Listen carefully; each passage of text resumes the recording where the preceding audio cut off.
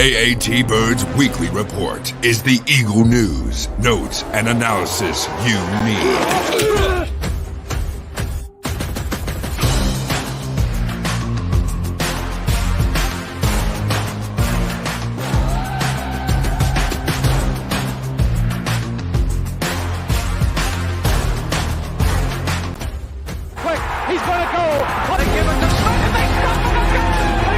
Go back.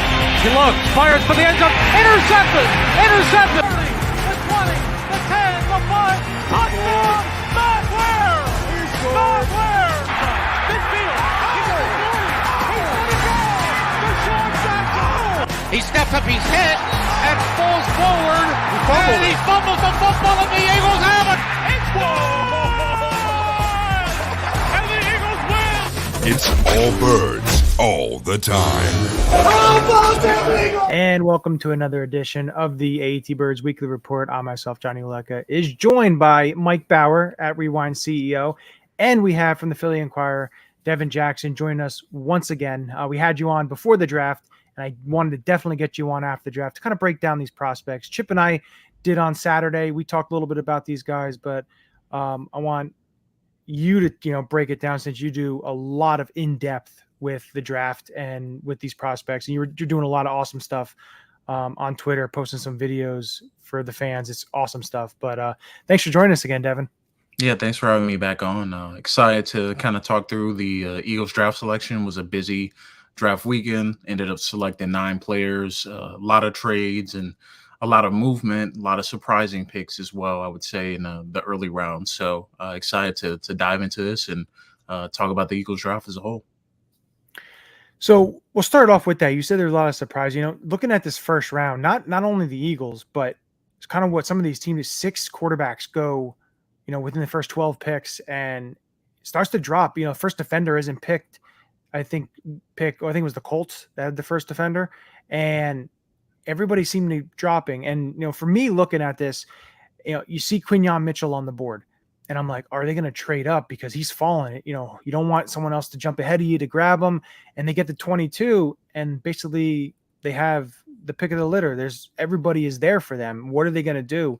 And they go with Quinyon. And what are your thoughts on that? For him to drop all the way to 22, when for me, I thought he was the best corner in the draft, and I thought he was at least going to go top 15 easy. To drop all the way to 22 right in your laps. Yeah, it was pretty surprising. I mean, even Jeffrey Lurie in his call to Quinyon said that we didn't expect you to be there at 22. We thought we were going to move up to get you. So I think that kind of encapsulates kind of the surprising amount, how I would say just how he was available there at 22. Because it felt like obviously the Eagles were going to go corner. And if they were going to go corner, they were going to have to trade up. Whether it was a few spots or a significant jump to get up to make that selection and select the defensive back. So to be able to get Quinyon Mitchell at 22, a guy that for most people was a top 15, top 20 player in the class, maybe even higher for some people, was surprising. And him being able to be there, and then also him being chosen after, as the first defensive back off the board, I think speaks volumes to how highly he was thought of with the Eagles, how highly he was thought of around the league.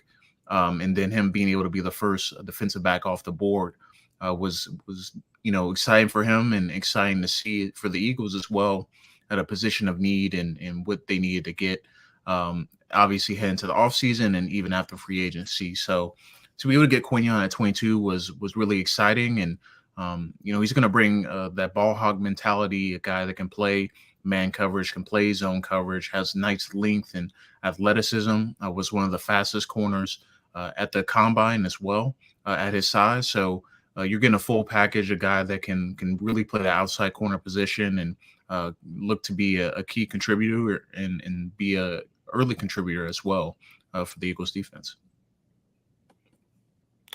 So taking a look at that, and then what the Eagles do is going into the next night, they trade up to 40. And to me, looking at it, they trade up to 40. I didn't think they'd go defensive back.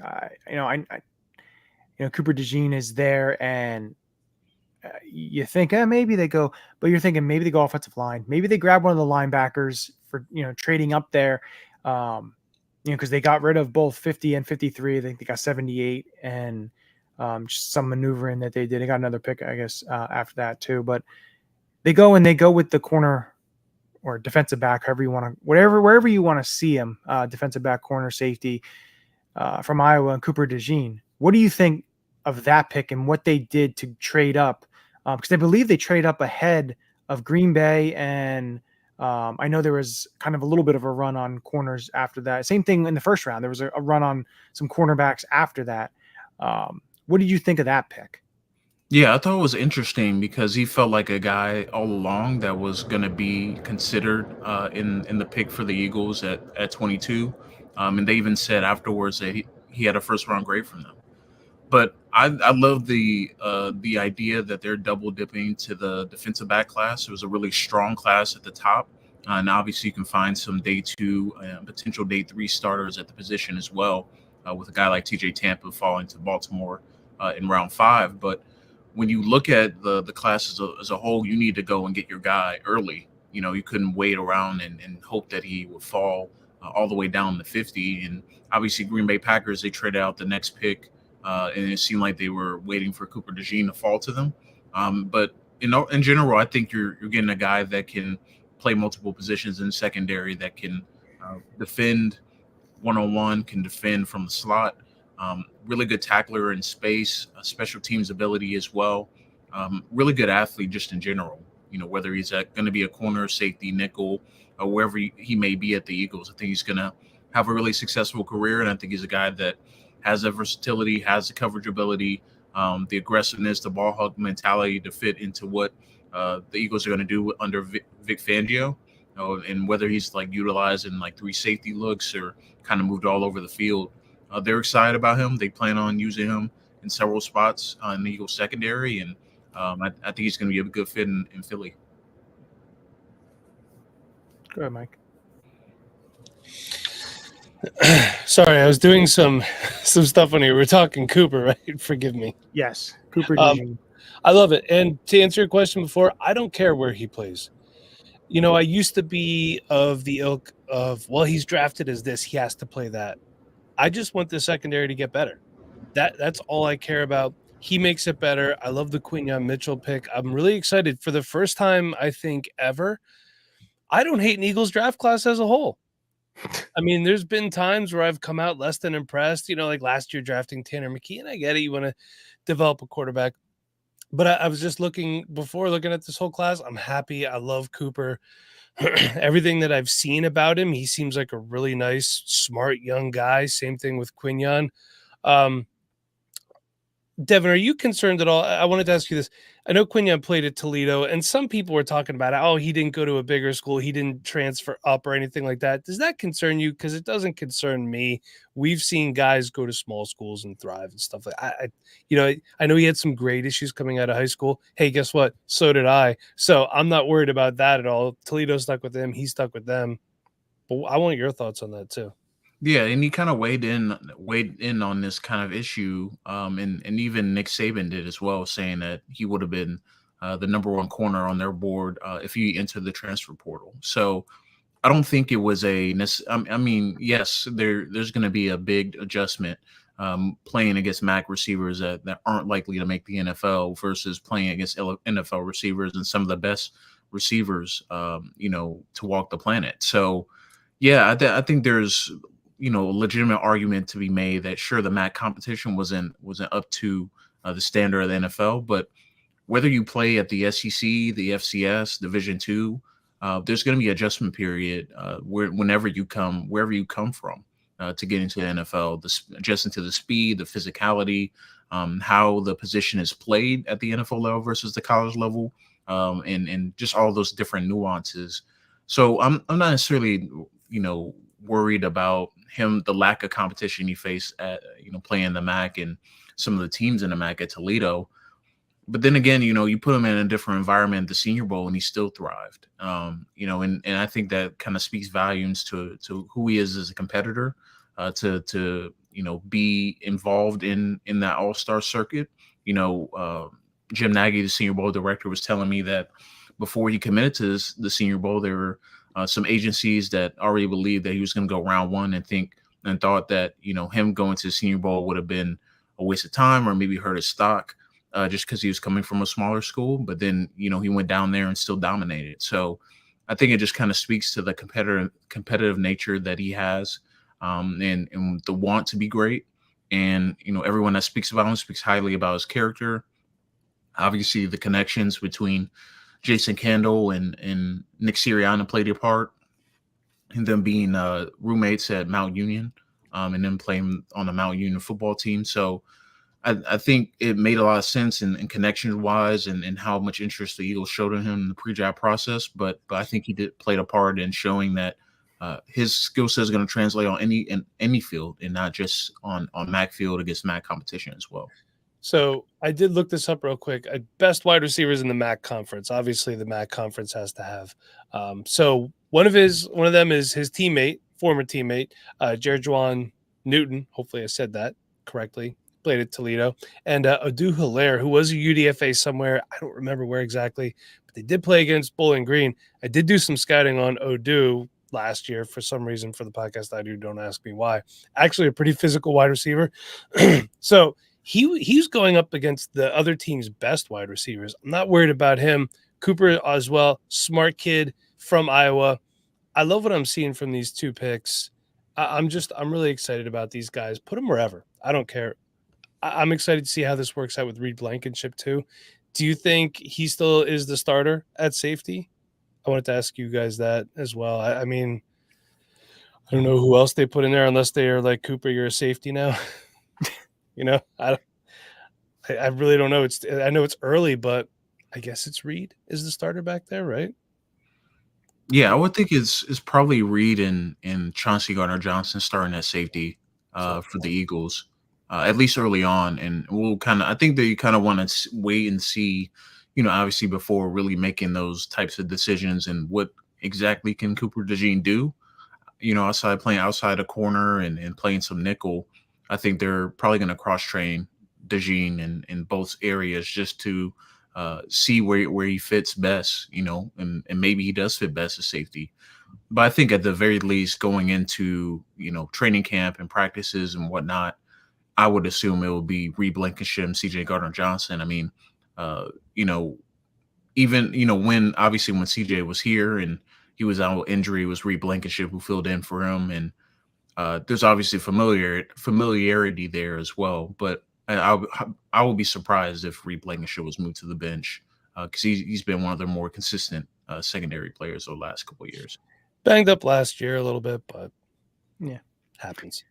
Yeah, and they gave him that extension, kind of bought out his restricted free agency. So he's, next year is under contract with the Eagles as well. But you have the money on that? I can find it. I don't know. I think it's just probably the minimum, whatever the basically the tender was, probably around that range. But when you take a look, then after those two defensive backs go, the first, second round picks, then the Eagles have a third round pick, 78. They trade it to 86. They trade it to then they get it into the 90s. I think it was 94 was the selection of Jalex Hunt from Houston Christian, and a lot of people, he went to the Senior Bowl. He started to, get a lot of buzz kind of late in the draft process. You started to hear his name more and more. I believe he did, didn't he? He did have a top 30 visit with the Eagles. So, you hear his name because of that, because he had a top 30 visit. And I guess this was a Vic Fangio favorite of his in the draft process. I know he's a raw talent. He needs some developing, but what are your feelings on Hunt with that third round selection? Yeah, I think it kind of goes into the philosophy that, Howie Roseman employs with edge rushers, and seeing kind of those traits, those tools that you really like, the electric first step, a guy that's kind of a moldable ball of clay, but has legit pass rushing abilities, and relentless pursuit. I think those three things really stand out in Hunt's game, and a big reason the Eagles wanted to take that shot with him in the third round. I know a lot of people were like, he probably would have been there the fifth round, late day 3, but guys with kind of his explosiveness, his tools, his size, and that raw ability don't last really past the third round or even early fourth round. That's when you really start to see guys like that go off the board. So I think this is one of those things that, they want to take a chance in what he can bring to the table.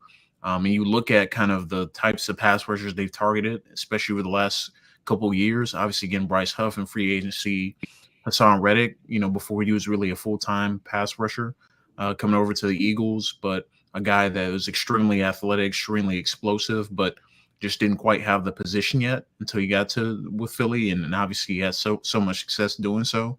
They drafted Nolan's a bunch of athletic traits and tools, but didn't necessarily have the production. I think he fits in line with kind of their philosophy and wanting to get those freak athletes, those guys that can really move at a different speed coming off the edge. And the ability to drop in coverage, I think, separates Hunt as well, because he's a former safety, walk-on safety at Cornell, and play safety in a kind of a reserve role, special teams role, before becoming an edge rusher at Houston Christian over the last 2 years. So I think that background kind of involved in how much they really like him as a person, I think made sense to take him there. But we'll see how it pans out. I think he's a guy that you're going to need 2 to 3 years to really see what you can get out of him, because he's still learning the position. He's still relatively new to the position. So we can't have these high expectations just yet on what he can do, because I don't think he's really going to see the field until year 2, year three possibly. But maybe he does build up that confidence and can be a rotational pass rusher later in his rookie year. But I think at least for right now, there's not going to be a lot of pressure for him to get on the field just because of what they have in front of him. Yeah, and I think it's also interesting too when you take a look at the futures contracts the Eagles gave out before free agency started. They did a lot of that, and has to do with when we bring up the undrafted free agents. But they got 2 guys in that aspect of the free agency, was Julian Okwara from Detroit and Terrell Lewis, who played with the Rams.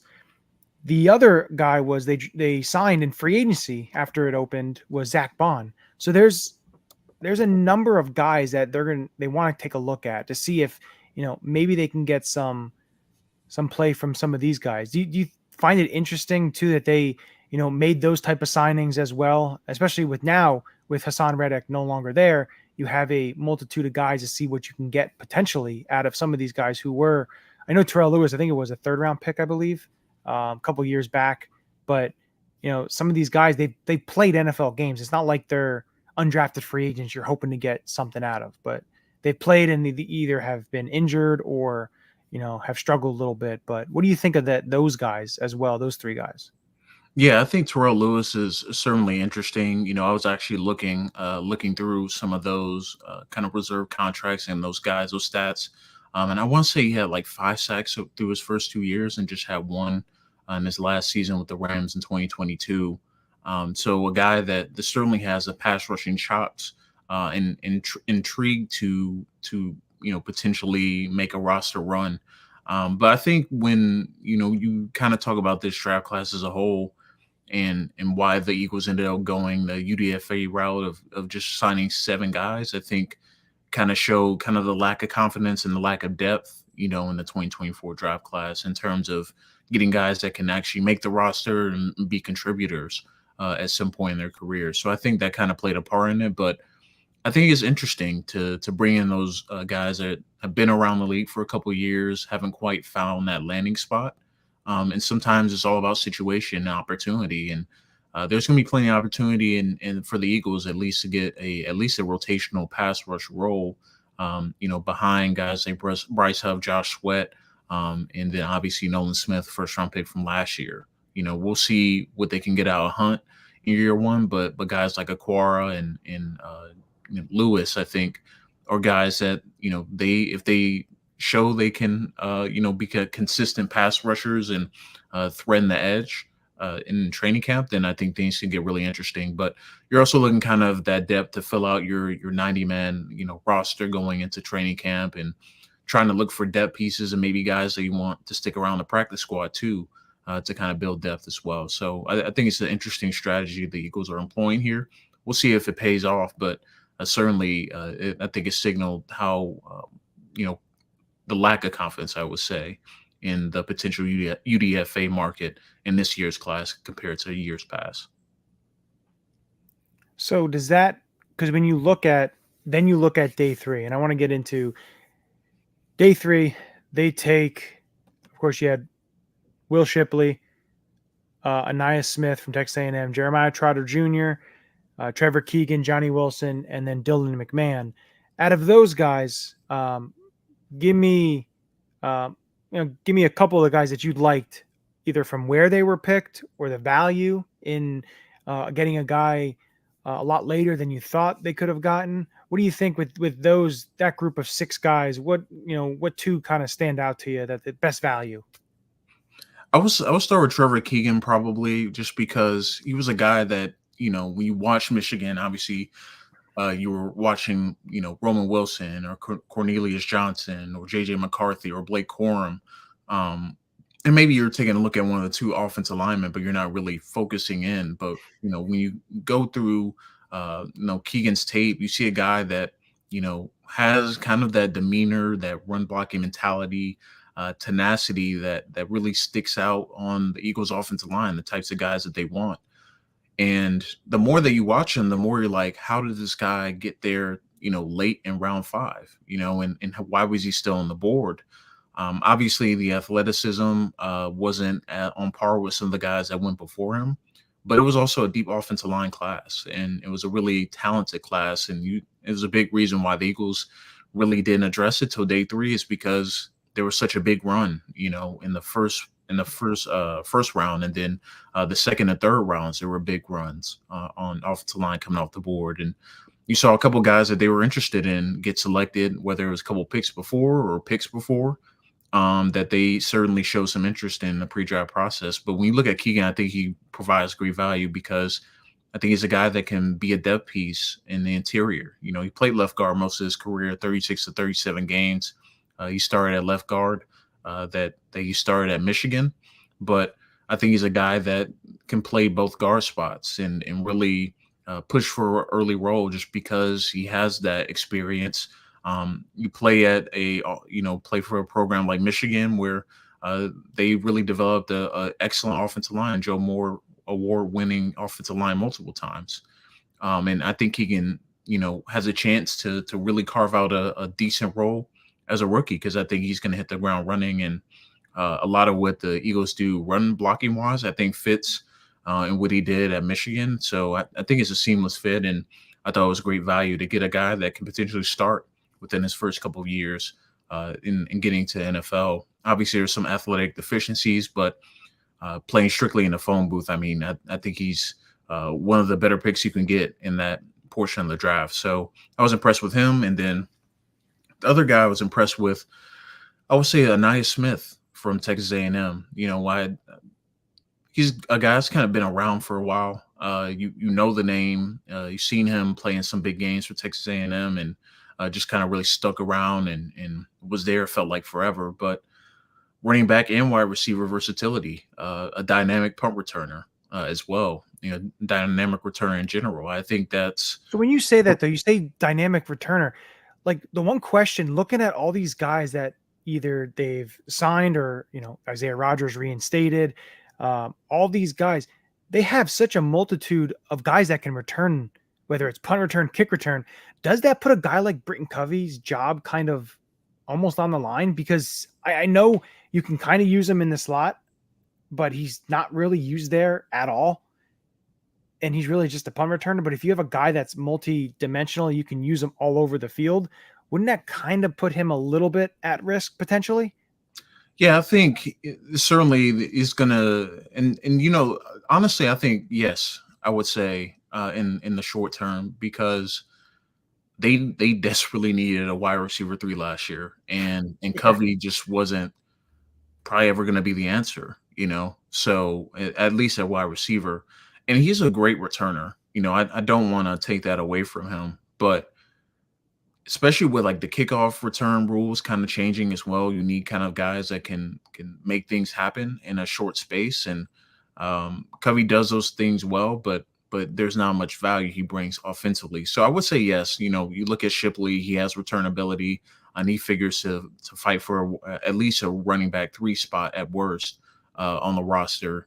Smith as well. DeJean has even punt return abilities too, and scored touchdowns in that department. So I think it's not only about trying to maximize those returns and setting up your offense to get good field position, but guys that can do multiple things, and you can find roster spots elsewhere if you have a guy that can check multiple boxes for you.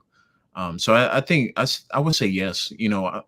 I would say I was hesitant to say yes, but I think the more you talk about it, I think it makes sense that he's going to have to really compete for a spot this year. It's not going to, I wouldn't say you can say automatically he's going to be the punt returner this year because there might be guys that are better or bring more of that scoring ability than he did. And he has some really good returns last year, but when you have a chance to upgrade any spot in your roster and returner included, you have to take that chance as well.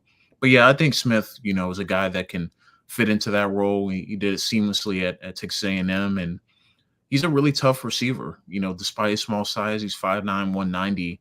He's not scared to go over the middle of the field and embrace contact and catch with contact. So I think that's a big thing that's going to really help him at the NFL level. And I'd be excited to see how exactly they deploy him, because there's so much potential there in using him out of the backfield and using him as a traditional slot receiver, because he did that at Texas A&M. Go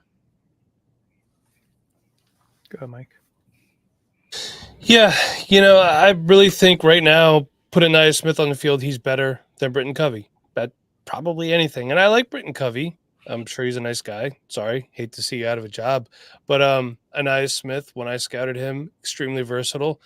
He's one of those guys that I just feel in this offense, and I know we keep saying this offense, we really don't know what the Kellen Moore offense is going to look like in Philadelphia, but give him a couple snaps. I think he could be used in a multitude of different ways, more so than Britton Covey could.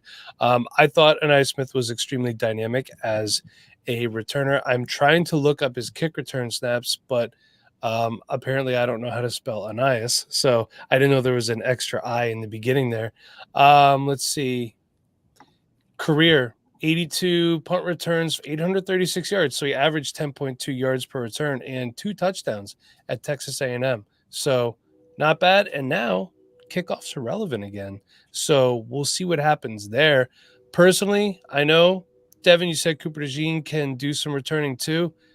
I'd rather let Ainias Smith handle it and keep your second-round pick playing defense where we want him. Let's not have a guy like that getting hurt on some sort of kick return. I know it doesn't happen as much as it used to, but there's always that possibility. So I think Covey could be on the outside looking in towards the end of camp, Johnny.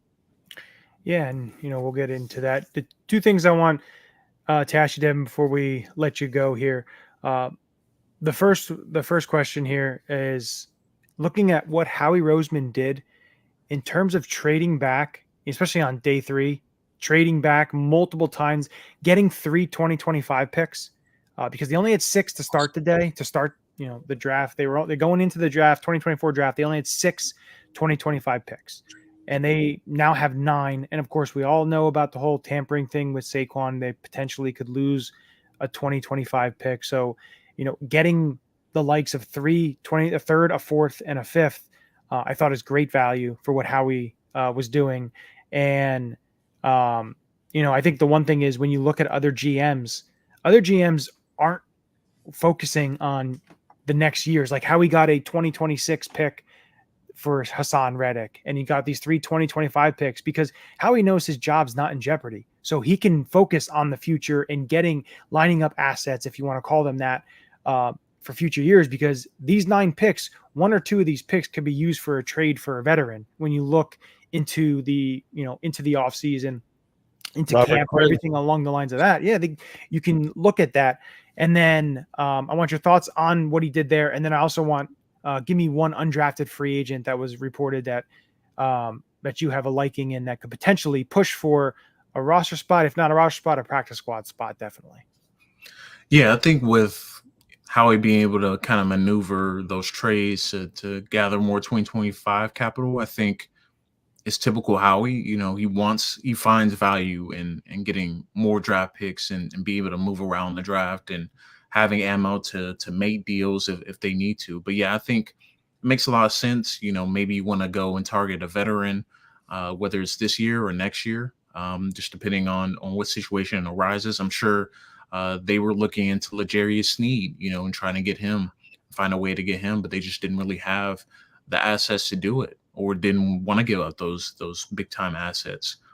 But yeah, it's always good to recoup more picks in the next year's draft, but in the Eagles' case, they have shown the ability to use those picks to go out and get legitimate players. Obviously with trades to get AJ Brown and Darius Slay over the last 3-4 years as examples, they are willing to do that. They even gave up I think a future pick to get DeAndre Swift from Detroit as well. So which they got back from Detroit, which was funny. That's one of the funny trades is they actually got that pick back from Detroit in a move where Detroit wanted to move up. Exactly. So it's always good to put yourself in that position to make those moves and have the ability to do it and pull the trigger when you want a guy and feel like he really could fit what you're doing. And they're always looking to tinker and adding veterans, whether it's veterans that end up panning out or they don't. It happens. Last year was a good example. They traded for Kevin Byard, and he ended up not working out for the Eagles. So sometimes they work out for the best, sometimes they don't. But Howie's a guy that likes to take chances, and you see in the draft picks he made, and some of the betting on some guys, and for example, like in Cooper DeJean and Jalix Hunt on day 2, betting on those guys to really pan out, even though he either had to give up some assets to do it or move back and got some future assets to do it. He understands kind of the game of the NFL draft. Teams are desperate to move up in a draft all the time. And you always can find value that way.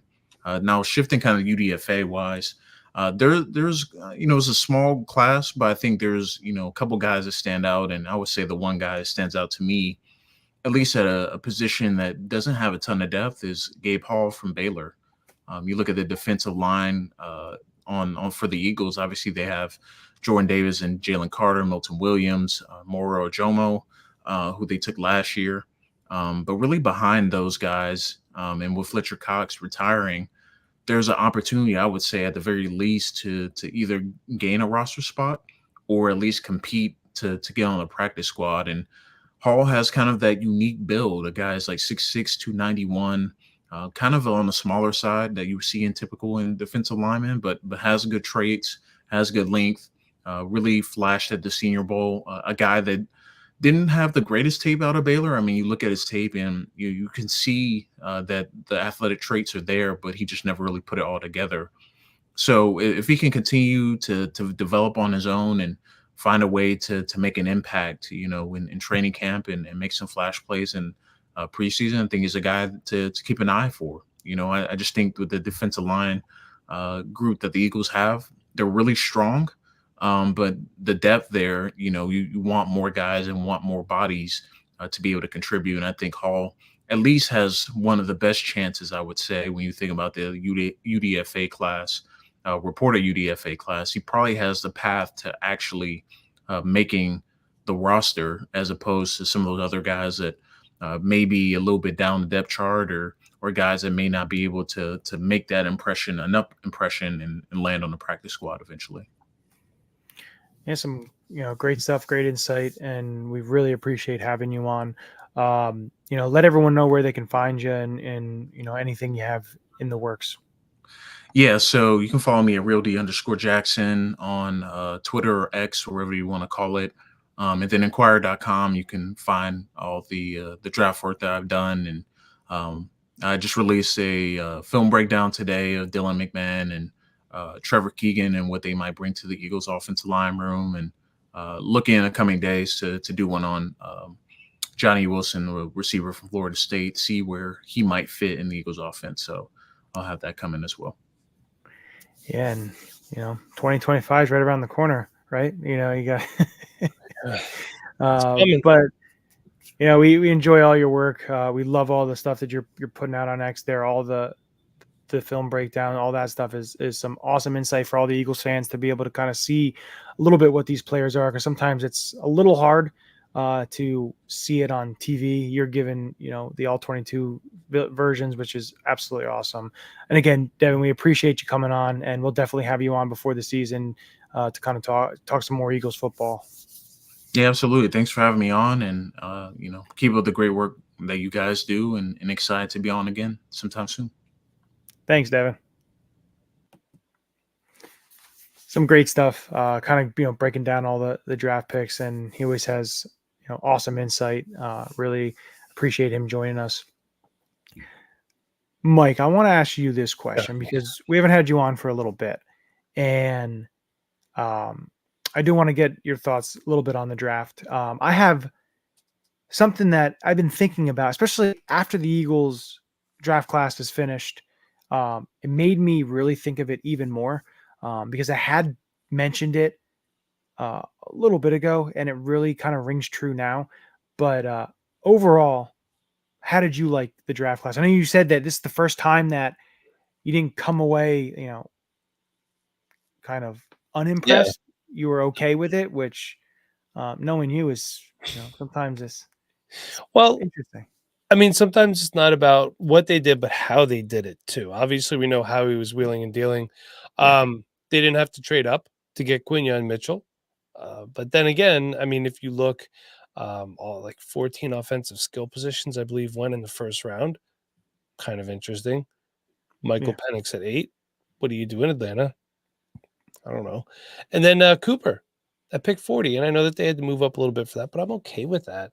And then, okay, I have concerns about Jalix Hunt. Is it Jalix or Jalix? I don't know. I have concerns.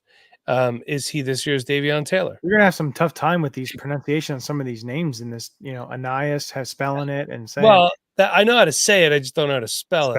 Okay, well, that's fine. But so as long as you don't add letters to the end, because that's what a lot of Philly fans do. We like to add letters like Jeffries and all that kind of stuff. But what is this dude going to be? I mean, I think he went to Cornell or Harvard for a little bit, then he transferred to Houston Christian. But what's this guy going to be? Do we waste a 3rd round pick there? Would he have been there in the 4th round? Could we have taken him with that pick? I like Anaya Smith. I was looking at his stats a little bit more. So he's going to be a slot receiver, 70.1% of his career snaps in the slot. But check this out. YAC, which is yards after catch per reception. This is an average. Okay. In 2023, 6.7. That's very good. Anything over 5 is considered good. In 2022, 10. And he averaged 19.4 yards per reception. So the fact is, this guy's doing it in the slot where they typically play you a little bit tighter than on the outside. It's pretty good. I think he could be dynamic enough.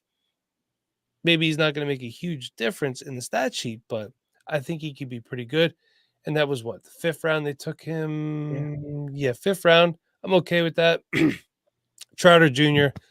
tugging at my heartstrings, but he's undersized. If Devin White doesn't pan out, are we going to trot out, no pun intended, Trotter Jr. and Nakobe Dean? That's really small at linebacker. It's kind of concerning. I like the guys that they got at the interior lineman. Interesting they didn't draft a tackle, but they did pick up Mekhi Becton, so love that. We need a shirt made up, Johnny, for the AAT Bird Shot. Jeff Stoutland, and then underneath it, it should say he can fix me, because he knows how to fix linemen that just, for whatever reason, have fallen off. It's a great idea. I'm telling you, you should use that if you like. And Johnny Wilson. I didn't like Johnny Wilson when I scouted him, but then when I take off my fantasy football lenses for a minute here, he's big. He shouldn't switch to tight end. He's a little tight, but he has a pretty good route tree. He's massive. So red zone. Think about what they were missing when Zach Pascal wasn't here. Guys that can get out and manhandle people on screens. They didn't have that last year. Who are you going to have blocking for a guy on a screen? Olamide Zaccheaus, who's now in Washington, by the way. I did see. So it's just interesting. But then again, Will Shipley, Anaya Smith, Johnny Wilson, you're picking these guys in the 4th, 5th, and 6th round. Yeah. These are guys that are, if they're starting for the team this year, we have other problems to be concerned about. And then we're all really thinking about 2025. Yeah. You don't want them to be, key sole contributors. You don't want those guys to be the ones counting on those, complementary pieces. Hey, I'm all for that. I think defensively, great to see. Like, listen, Trotter Jr., if all he is a special teamer, through his career or whatever, it's the 5th round. Like, this isn't a 3rd round pick. This isn't a 2nd round pick where you're hoping it's, he needs to be a multi-year starter. He's a 5th round pick. He has time to develop. He has, like, you don't want to see him thrown into the action. Let him get his bearings, let him learn, let him do that. Maybe he turns into a solid starter. We shall see. He just, I don't care about the fact that he's only 6'1", but he just needs to add some weight to the frame, which he's in here now. Yeah. Was it PFF or let's see? I think the one thing that really dropped him was he didn't run at the combine, and he didn't run at his pro day. There was no time, his 40 time. And I think, I know that was a little concerning, especially people saying, oh, well, he's not as athletic. He's not that athletic. He's not really athletic. Here's the thing. For him, I think his game speed is better than his time speed, times 40 speed. And some guys are like that. Now, I know this isn't the most trusted source, but Wikipedia has him at 6 foot 230. I think he was 228, I believe. 6 foot 228, a little over 6 foot 228. Let's see here. I have a PFF subscription too, which, by the way, if anyone makes content for football, worth it. I have 60230 on PFF. So. Yeah. So at the combine, 6 foot 228. His arms were, what the heck? Okay, there we go. His arms were 31 and a half, and his hands were 9 1/4. Yeah. I guess the NFL's grade will eventually be an average starter. His athleticism score was 55, which was in the red. He didn't do the 40-yard, the 10-yard split, vertical, broad. He did the 3-cone, the 40-yard or 20-yard shuttle, and the bench press. That's all he did. How many reps on the bench? On the bench was 21. It's not bad for a guy who's quote unquote undersized, right? Yeah, exactly. And it's funny because Lance Zierlein put out round 4 draft projection, and then his NFL comparison was Nick Bolton, which I'd be totally fine with that. Nick Bolton has been a good linebacker for the Kansas City Chiefs. Remember Mark Simoneau? Yeah. He was an undersized linebacker who was a good linebacker. He was played out of position here. He shouldn't have been a Mike linebacker. No, he shouldn't have been a Mike linebacker. But we have to admit, the Eagles defense back then did a lot of stupid stuff. It's like signing Dhani Jones was a pretty stupid one. Yeah, they did. There was a lot of stuff that they did. Yes. They should have kept Sean Barber, but who's the one? They should have London Fletcher. Yeah, London Fletcher, linebacker. Sam Mills. Yeah, these guys can Zach Thomas. Yeah, they can be productive in the NFL. There's another one recently. I think there was I'm trying to think because I could see him in my head, like when I'm thinking of it. John Beeson. John Beeson was 6 foot 232, ran a 4.7 240. Yes, and he played, a lot in the league. Like I understand undersized. I get that. It's just about making plays. If you can make plays, and we'll see. Again, that's why I love training camp and the preseason, because you get to see some of these guys that you may not see and see who steps up. The one thing I wanted to talk about is what this Eagles offseason has kind of given me a little bit of a reminder. So back in 2022, the Kansas City Chiefs, they went ahead and they drafted Trent McDuffie in the first round, and then George Karlaftis in the first round. They got Brian Cook in the second round. They had corner Joshua Williams in the fourth round, Jalen Watson in the seventh round.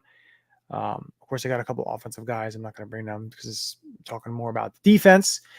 But when you look at that season, they went with the youth movement on defense because they wind up losing guys like Melvin Ingram. They lost, let me pull it up here. They lost Melvin Ingram, Anthony Hitchens, was another guy that was no longer on the team, who played, big enough snaps. Mike Hughes, Melvin Ingram, like I mentioned, Tyrann Mathieu, Alex Okafor, Jaron Reed, Travarius Ward, so Daniel Sorensen. All those were veteran defenders who had left, either signed bigger free agent contracts or were just let go. And, they had guys like Nick Bolton and Willie Gay, Leo Chanel, who was one of those draft picks as well. You had guys like Brian Cook and Trent McDuffie. You signed Justin Reed. L'Jarius Sneed was in his third year. Juan Thornhill was young. I think he was in his second year. Jalen Watson played as a 7th round. Joshua Williams played on special teams and played a tiny bit. Karlaftis. And you had all these guys. Yeah, you had some veterans mixed in there, like the Frank Clarks and the Carlos Dunlaps and the Mike Danas and the Chris Jones. You had some of those guys in there. But my main thing is, when you take a look at this Eagles team and what they're doing on defense, yes, you had certain guys that left. We know, the retirement of Fletcher Cox. We know Hassan Reddick no longer there. Potentially, James Bradbury may not be there. But when you look at the team, but when you look at this team, there's a lot of youth. You have the Jordan Davises, the Jalen Carters, the Milton Williams. You have some veterans in there with Brandon Graham, Josh Sweat, and Darius Slay. Chauncey Gardner-Johnson. You have young guys like Reed Blankenship. Charlie Garner. Yeah, I did. I did say that. Listen, I did say that. A lot of Eagles history in my head for certain things I'm doing, but to me, there's a big time similarity when I look at those two teams, is because the Chiefs went with defense youth. Defensively, they went with youth with a experienced coordinator in Steve Spagnuolo to guide them. The Eagles are going with a lot of youth on defense with the experienced defensive coordinator in Vic Fangio to lead them. So hopefully it ends the same way the 2022 Chiefs season ended, in a Super Bowl victory. But I think it's something that is smart and something that we've talked about. This team needed to get younger. Needed to be able to get younger, and they need to start building some depth. Because you can't keep signing. And I think that the one big thing is, yes, as fans, you like to see some of these, they got this guy, this veteran's coming in for a 1-year deal. They signed this guy, like during the season when they signed last year, Bradley Roby and Shaq Leonard and all these guys in 2 years, the year before that in 2022, and they got Ndamukong Suh and Linval Joseph. Like at certain points, it's okay to do that if it's a complementary piece. But when you're signing these guys to then be focal points of your defense because you have, 1, no depth, and 2, not enough talent, then you get into a problem of what you saw last year. You give up the second most passing touchdowns in NFL history, I believe. I think they give up 35 passing touchdowns or something along the lines of that, which is, it's inexcusable the way that they played defense last year. And there was just so much going on. I'm excited to see this youth movement. I'm excited to see these guys grow and be a dominant defense for years to come, because we had that in the early 2000s because these players were young. These guys, the Jim Johnson led defenses had young Eagles players, and then they went out and they drafted young guys in 2002. They drafted 3 defenders, secondary guys, in Michael Lewis, Sheldon Brown, and Lito Shepherd, because Vincent and Bobby Taylor, you had Al Harris, and Blaine Bishop was gone after that year. You didn't really have too much after. Yeah, sorry, I had to bring up him. But they went to the youth movement, and I just love what they're doing in terms of what they did in the draft and how they're building this defense. Me too. And it needed to happen. But part of it too is in 2020, last year, they were a victim of their own success last year or the year before, because think about it. They were late on the coordinator search. Defense suffered because of that. We just all assumed that Brian Johnson was going to be as good of an offensive coordinator as Shane Steichen was. But it didn't work out that way. It's one of those things where I like what they're doing. They're bringing the youth movement on defense, even though the youth movement does not extend to the coordinator itself. But Kellen Moore, he's another good younger guy. I think he's going to run a nice, efficient offense here. Look what he did when they had like Ezekiel Elliott down in Dallas. Some really productive seasons down there. A good offense. But hey, the Cowboys getting Cowboys in the playoffs. Let's hope that doesn't extend to Kellen Moore as a play call in the playoffs here. But this team needs to be injected with some youth, okay? Darius Slay is getting older. I don't know how much time he has left. I think he's going to have a good season, maybe another one after that. But honestly, at this point, we're on borrowed time with Slay. If they can get anything for James Bradbury right now, they should take it. I don't care if it's a 7th-round draft pick. You should just take it because, well, I don't know if anyone's going to want to trade for him with how expensive he is. He's probably going to be a cut. Can't have him as backup. Would you want James Bradbury as a backup right now? Let's say your starting quarterbacks are Darius Slay and Quinyon Mitchell. I'd rather see Eli Ricks or Keely Ringo. Keely Ringo. Bring those guys in. At least they can run. Bradbury's got no legs, man. Yeah. They need youth. They need it badly. But this team, one thing I will say, I agree with you about the youth movement. I don't know if it's Nick Sirianni or someone's telling him, they don't seem to like to play rookies. Well, I understand that Nolan Smith was hurt a little bit last year, and you could have found him snaps. Same thing with Nakobe Dean before. In 2022, you're blowing people out. Get Kaiser White off the field. Put Nakobe Dean on. Yeah. I'm just saying, get some of these guys some snaps. It's only going to help in the long run. Yeah, no, you're right. It is only going to help in the long run to be able to do that. But I also want to get your feelings on the AJ Brown extension and really what the Eagles have done this offseason. When you look at them extending players, especially I can't even talk. Extending players before the other big guys get extended, like Landon Dickerson before free agency, and then you have a guy like Robert Hunt for the Carolina Panthers get 5 years on $100 million when he's not even close to the player Landon Dickerson is. You have a guy like Devontae Smith gets a pretty good deal, pretty big deal, and then Amon-Ra St. Brown gets an even bigger deal. And their numbers are pretty comparable, honestly. And Devontae's the 2 here. Look, the fact is, instead of allowing the market to dictate what you're paying your players, Howie Roseman's setting the market. I have the AJ Brown contract up here, so he's technically signed through 2023, by the way. But the last 4 years of that are void years because, Howie gonna Howie. So his highest base salary in that time frame, ladies and gentlemen, is in 2029, which is $1.43 million. How do they do that? A lot of his contract is signing bonuses, options, roster bonuses, workout bonuses. This is fantastic. And then on these void years, he still has the team carrying some of the option here. So that's why these contracts look so big. Howie Roseman's a freaking genius. The thing is, the one thing you have to really give credit to is you need an owner to be able to do this as well. And Jeffrey Lurie is willing to do this because he wants to win and he understands. He's willing to pay. It's not cheap. This isn't Norman Brayman.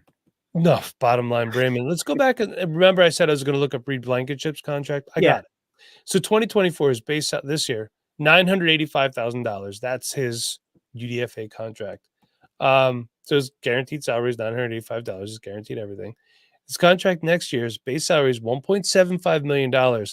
Then after that, there's 3 void years. However, all of those void years this year and next year carry a bonus of over $370,000. So that's where he's getting most of his money is his bonus. It is a $1.85 million signing bonus, but it's just spread out over like 5 years.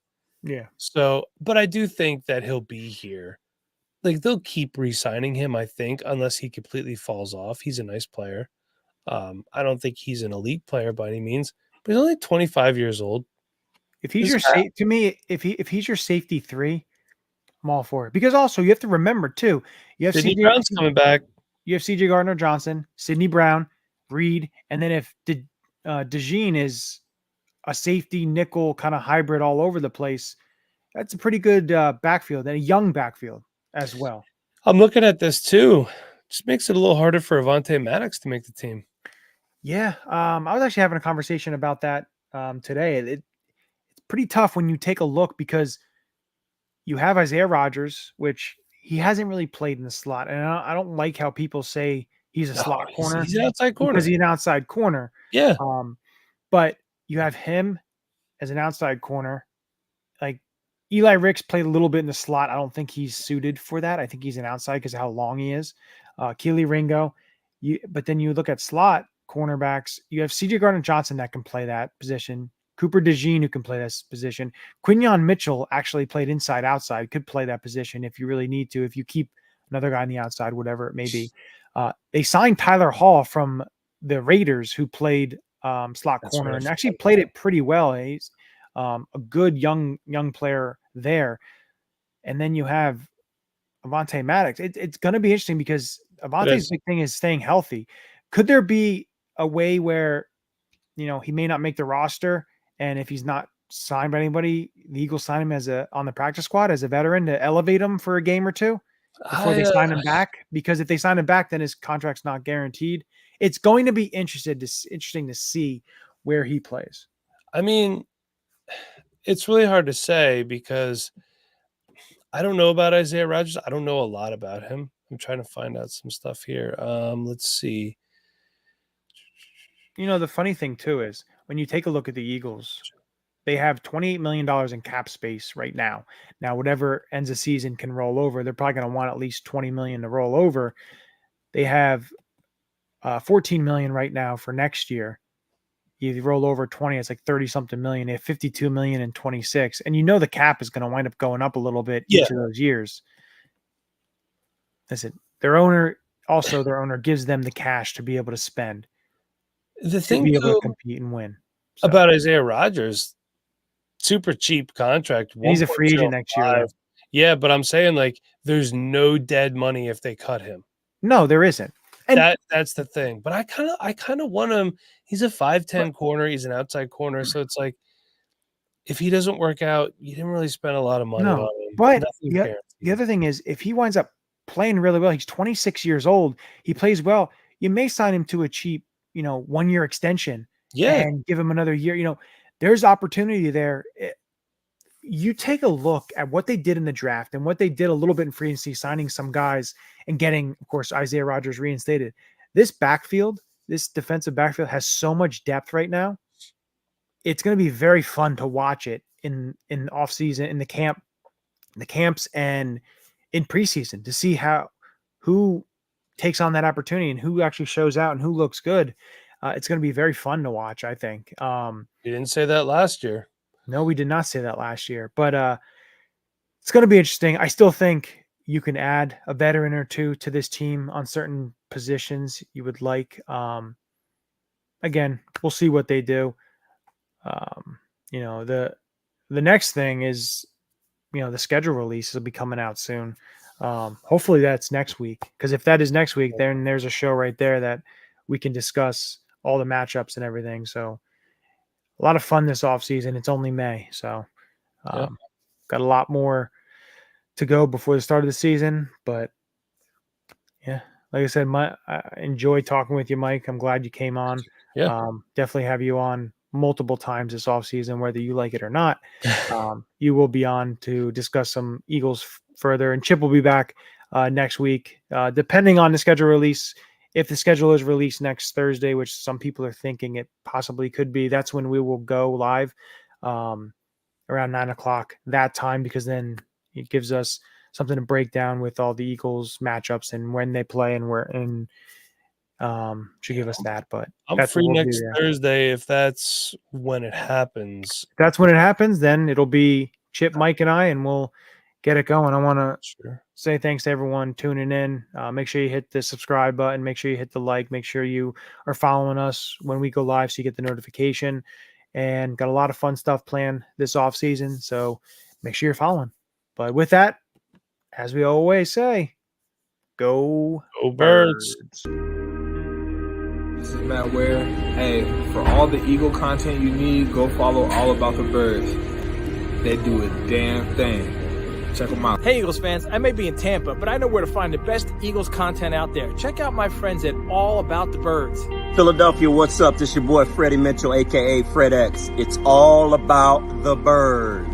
All birds all the time. All birds all the time. All About the Birds provides you with weekly analysis, game recaps, informative interviews, and it's all birds all the time.